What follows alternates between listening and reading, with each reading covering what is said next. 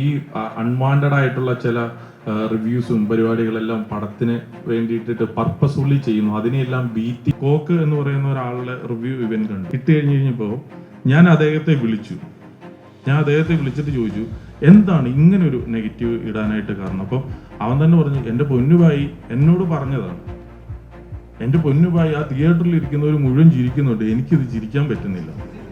നിങ്ങൾക്കൊരു അഭിപ്രായമുണ്ടെങ്കിൽ അത് നിങ്ങളുടെ മാത്രമാണ്, അത് പൊതു സമൂഹത്തിന്റെ അല്ല. അപ്പം ആ രീതിയിൽ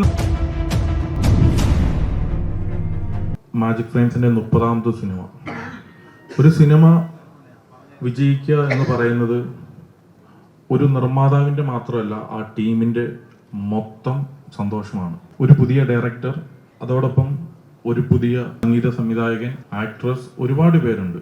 ഞങ്ങളെ സംബന്ധിച്ച്, അതായത് ഒരു പ്രൊഡ്യൂസറെ സംബന്ധിച്ചോട്ടെ ഞാൻ പറയാൻ, എന്നെ സംബന്ധിച്ച് ഒരു ആക്ടറിന് ഒരു വലിയ വിജയം കൊടുക്കുമ്പോൾ നമുക്കൊക്കെ ഒരു തോന്നലുണ്ട്, നെക്സ്റ്റ് നമുക്ക് ആ ആർട്ടിസ്റ്റിന്റെ അടുത്ത് പോകുമ്പോൾ ഒരു ഈസി ആക്സസ് ഉണ്ട് എന്ന് പറയുന്ന പോലെ ദിലീപേട്ടനെ വെച്ചിട്ട് ഒരു ഹിറ്റ് ചെയ്യുമ്പോൾ നമുക്ക് വളരെയധികം സന്തോഷമാണ്. ആ ബാനറിന് അല്ലെങ്കിൽ ആ നിർമ്മാതാവിന്, അതിന്റെ ഡയറക്ടർക്ക്, റൈറ്റർക്കൊക്കെ ഒരു സന്തോഷം കിട്ടുക എന്ന് പറയുന്നത് വളരെ വലിയൊരു കാര്യമാണ്. ഞങ്ങൾ കടന്നിങ്ങനെ ഭയങ്കര കഷ്ടപ്പെടുവാണ്. കാരണം എന്താണെന്ന് വെച്ചാൽ ഈ അൺവാണ്ടഡ് ആയിട്ടുള്ള ചില റിവ്യൂസും പരിപാടികളെല്ലാം പടത്തിന് വേണ്ടിയിട്ട് പർപ്പസ്ഫുള്ളി ചെയ്യുന്നു. അതിനെല്ലാം ബീറ്റ് ചെയ്തുകൊണ്ടിട്ട് ജനങ്ങൾ തരുന്ന ഒരു സന്തോഷം. ഞങ്ങൾ ഈ തിയേറ്ററുകളെല്ലാം ചെല്ലുമ്പോൾ എല്ലാ ഹൗസ്ഫുൾ, എല്ലാവരും ചിരിക്കുവാണ്.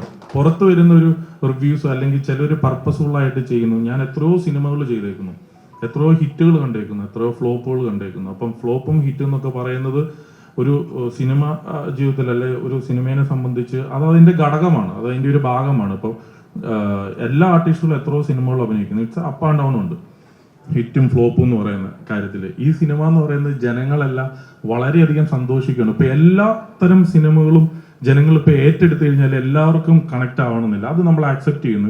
ഏത് സിനിമയാണെങ്കിലും 100 കോടി ജനങ്ങളാണ് ഉള്ളതെങ്കിൽ 100 കോടി ജനങ്ങളെ സാറ്റിസ്ഫൈ ചെയ്യാൻ വേണ്ടിയിട്ടുള്ള ഒരു എന്താ പറയുക, ഒരു സിനിമ ആർക്കും ഉണ്ടാക്കാൻ പറ്റില്ല. ഒരു എലക്ഷൻ നടന്നു കഴിഞ്ഞു കഴിഞ്ഞാലും, അതായത് ഒരു വോട്ടിന് ജയിച്ചാലും 10 വോട്ടിന് ജയിച്ചു കഴിഞ്ഞാലും ജയം തന്നെയാണ്. അത് എലക്ഷന്റെ കേസിലായിക്കോട്ടെ. അപ്പോൾ ഞങ്ങളെ സംബന്ധിച്ച് സിനിമ ജയിക്കുക എന്നുള്ളത് മാത്രമാണ്. അതായത് ഒരു നല്ല സിനിമ എടുത്തു, നന്നായിട്ട് ഒരു നല്ല റിസൾട്ട് കിട്ടും, അതിന്റെ കറക്റ്റ് ആയിട്ടുള്ള ഓഡിയൻസിലേക്ക് ആ സിനിമ കൊണ്ടുപോയി എത്തിക്കുക എന്നുള്ളതാണ് ആ സിനിമയുടെ പിന്നിൽ പ്രവർത്തിക്കുന്നവരുടെ ലക്ഷ്യം. അത് അതിന്റെ നിർമ്മാതാവായിക്കോട്ടെ. ഇതൊരു ഫാമിലി സിനിമയാണെങ്കിൽ ഇത് ഫാമിലി ഓഡിയൻസിനെ വന്നിട്ട് ടാർഗറ്റ് ചെയ്യിക്കുക. ഇത് നമ്മളൊരു യൂത്ത് പോലെയുള്ള, അല്ലെങ്കിൽ ഇപ്പൊ ഒരു എത്രയോ യൂത്ത് സിനിമകൾ ഇറങ്ങുന്നു, അങ്ങനത്തെ സിനിമകൾ ഇറങ്ങുമ്പോൾ നമ്മൾ അങ്ങനത്തെ ഓഡിയൻസിനെ ടാർഗറ്റ് ചെയ്തായിരിക്കും ആ സിനിമ ഇറക്കുന്നത്. അപ്പം ഈ സിനിമ പ്രിൻസ് ആൻഡ് ഫാമിലി എന്ന് പറയുന്നത് ഇതൊരു കുടുംബ സിനിമയാണ്. കുടുംബത്തിലുള്ള ഒരു 3 അംഗ പിള്ളേരുള്ള ഒരു ഫാമിലിയുള്ള ഒരു അപ്പനമ്മ, അങ്ങനെ ഒരു ചെറു കുടുംബത്തിലുള്ള അവരുടെ കഥ പറയുന്ന സിനിമയാണ്. അപ്പം ഒരു നല്ലതായിട്ട് കുടുംബത്തെ സ്നേഹിക്കുകയും ചെറിയ കഷ്ടപ്പാടുകളും ചെറിയ സഹനങ്ങളും അങ്ങോട്ടും ഇങ്ങോട്ടും ചെറിയ പാരവയ്പും ഒക്കെ ഉള്ള ഫാമിലികളെ സംബന്ധിച്ച് ഈ സിനിമ ഭയങ്കരമായിട്ട് കണക്ട് ആവും. അല്ലാത്തവരെ സംബന്ധിച്ച്, ഇതൊന്നും ഇല്ലാത്തവർക്ക് ഇത് എത്രത്തോളം കണക്ട് ആവുമെന്ന് എനിക്കും അറിയത്തില്ല. ഇത് ഉള്ളവരെ സംബന്ധിച്ച് ഇത് ഭയങ്കരമായിട്ട് കണക്ട് ആവുന്നു. എന്നെ സംബന്ധിച്ച് പറയുകയാണെങ്കിൽ ഈ റിവ്യൂസ് ഒക്കെ ഞാനും കാണാറുണ്ട് കേട്ടോ. അപ്പോൾ നമ്മൾ സിനിമയിൽ നിൽക്കുന്നത് കൊണ്ടിട്ട് തന്നെ കോക്ക് എന്ന് പറയുന്ന ഒരാളുടെ റിവ്യൂ ഇവൻ കണ്ടു. അതായത് നെഗറ്റീവായിട്ട് ഇട്ടു. അത് കഴിഞ്ഞപ്പം എനിക്ക് നമ്മുടെയൊക്കെ പടത്തിന് എത്രയോ പടങ്ങളിൽ നെഗറ്റീവ് റിവ്യൂസ് ഞാൻ കേട്ടിട്ടുണ്ട്, അനുഭവിച്ചിട്ടുണ്ട്.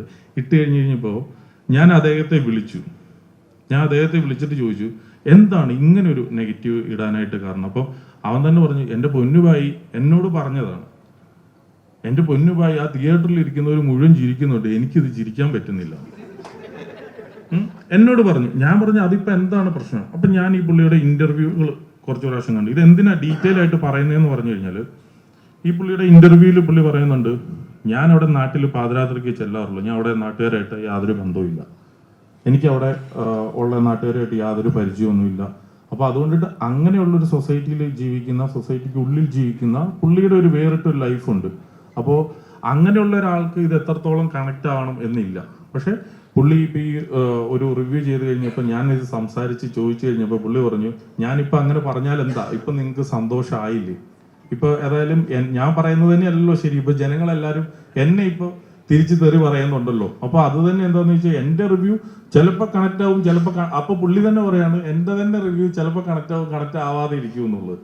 അപ്പോൾ ഇത്രയേ ഉള്ളൂ. ഈ അശ്വിന്ത് വോക്ക് തന്നെ എന്നോട് പറഞ്ഞു കൺഗ്രാജുലേഷൻസ്. അത് മൊബൈലിൽ തന്നെ പുള്ളി അതായത് മെസ്സേജ് ആയിട്ട് തന്നെ അയച്ചു. കാരണം പുള്ളിക്ക് പറയുമ്പോൾ അങ്ങനെ കൊടുക്കാനായിട്ട് പറ്റുള്ളൂ. അപ്പം ഇത് പറഞ്ഞു വന്നത് ഇതൊക്കെ ഓരോരുത്തരുടെ ഞങ്ങളുടെ തന്നെ സിനിമയിൽ ദിലീപേട്ടന്റെ ക്യാരക്ടർ തന്നെ പറയുന്നുണ്ട്, നിങ്ങൾക്കൊരു അഭിപ്രായമുണ്ടെങ്കിൽ അത് നിങ്ങളുടെ മാത്രമാണ്, അത് പൊതു സമൂഹത്തിന്റെ അല്ല. അപ്പം ആ രീതിയിൽ നമുക്ക് പറയുന്ന ഏത് കമന്റുകളും നമ്മൾ അക്സെപ്റ്റ് ചെയ്യുന്നു. നമ്മൾ എടുത്തു വെക്കുന്ന ഒരു സിനിമ എന്ന് പറയുന്നത് മുഴുവൻ പേരെയും തൃപ്തിപ്പെടുത്തിക്കൊണ്ടിട്ട് നമുക്കൊരു സിനിമ എടുക്കാനായിട്ട് പറ്റത്തില്ല. ഇപ്പം ഞാൻ തന്നെ എല്ലാ വ്യക്തികളെയും എൻ്റെ കൂടെയുള്ള എല്ലാവരെയും എനിക്ക് സാറ്റിസ്ഫൈ ചെയ്യാൻ വേണ്ടിയിട്ട് പറ്റത്തില്ല. എത്ര നല്ല കാര്യങ്ങൾ ചെയ്തു കഴിഞ്ഞാലും കുറച്ച് പേർക്ക് കുറച്ച് കംപ്ലൈൻസ് ഒക്കെ ഉണ്ടാവും. അത് നമ്മൾ സമൂഹമായതുകൊണ്ടിട്ട് അങ്ങനെ ചെയ്യാനായിട്ട് അങ്ങനെ പോകാനായിട്ട് ഈവൻ പറ്റുള്ളൂ.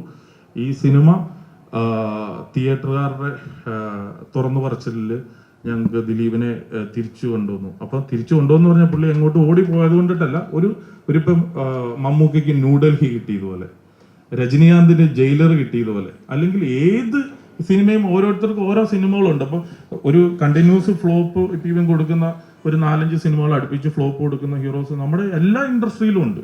ഏത് ഇൻഡസ്ട്രിയിൽ നിനക്ക് വരുന്നുണ്ട്. അപ്പൊ അങ്ങനെയൊക്കെ ഉണ്ട്. അപ്പൊ ആ ഇടയിലേക്ക് ഞങ്ങളുടെ എല്ലാം ഒരു വലിയ പ്രയത്നം ഈ സിനിമയുടെ പിന്നിലുണ്ട്. അപ്പോൾ സിനിമ വിജയിക്കുക, ആളുകൾ അത് എന്റർടൈൻ ചെയ്യുക, ചിരിക്കുക എന്നൊക്കെ പറയുന്നത്, ചിരിപ്പിക്കുക എന്നൊക്കെ പറയുന്നത് ഏറ്റവും ടഫുള്ള ഒരു കാര്യമാണ്. ഏതായാലും ആ സിനിമയ്ക്ക് സംഭവിച്ചിട്ടുണ്ട്. ഒരു പുതിയ നായിക അതിന്റെ ബെസ്റ്റ് ആയിട്ട് ഔട്ട്പുട്ട് കൊടുത്തിട്ടുണ്ട്. അപ്പൊ അതുപോലെ തന്നെ ഇതിന്റെ സോങ്സ് ആയിക്കോട്ടെ, റീ റെക്കോർഡിംഗ് ആയിക്കോട്ടെ, എല്ലാ കാര്യത്തിലും ഞങ്ങൾ വളരെയധികം സന്തോഷത്തിലാണ്. പിന്നെ ഞങ്ങൾ ഈ സിനിമ പ്രേക്ഷകരുടെ ഉള്ളിലേക്ക് എത്തിക്കുമ്പോൾ കുറെ അധികം കഷ്ടപ്പെടേണ്ടതായിട്ട് വരുന്നുണ്ട്. ഞങ്ങളുടെ ഇപ്പം ഇത്രയും സിനിമകൾ ചെയ്തിട്ട് എടുക്കേണ്ടാത്ത കഷ്ടപ്പാട് ഈ സിനിമയ്ക്ക് എടുക്കേണ്ടതായിട്ട് വന്നു എന്നുള്ളത് ഒഴിച്ചാൽ ബാക്കി ഈ സിനിമ ഞങ്ങൾക്ക് അത്രയും മനോഹരമായിട്ടാണ് ഇതിന്റെ റിസൾട്ട് തരുന്നത്. ഞാൻ എല്ലാവരോടും ഈ സിനിമയെ സ്നേഹിച്ച, ഈ സിനിമയെ കണ്ടിട്ട് അഭിപ്രായങ്ങൾ ഫേസ്ബുക്കിൽ കമന്റ് ഇൻസ്റ്റഗ്രാമിൽ എല്ലാവരോടും എൻ്റെ പേരിലും ഞങ്ങളുടെ ടീമിന്റെ പേരിലുള്ള നന്ദി ഇപ്പം പറയുന്നു. അതുപോലെ തന്നെ ഈ സിനിമയൊക്കെ തുടങ്ങുമ്പോൾ നമ്മൾ പൈസയൊക്കെ കടമൊക്കെ എടുത്തിട്ടൊക്കെയാണ് തുടങ്ങുന്നത്. അപ്പൊ അതുകൊണ്ടിട്ട് അവർക്കത് തിരിച്ചു കിട്ടുന്നതിൻ്റെ ഉള്ള സന്തോഷമുണ്ട്. സോ എല്ലാവരുടെയും പേരിൽ ഒരിക്കൽ കൂടി നന്ദി അറിയിക്കുകയാണ്. Thank you so much.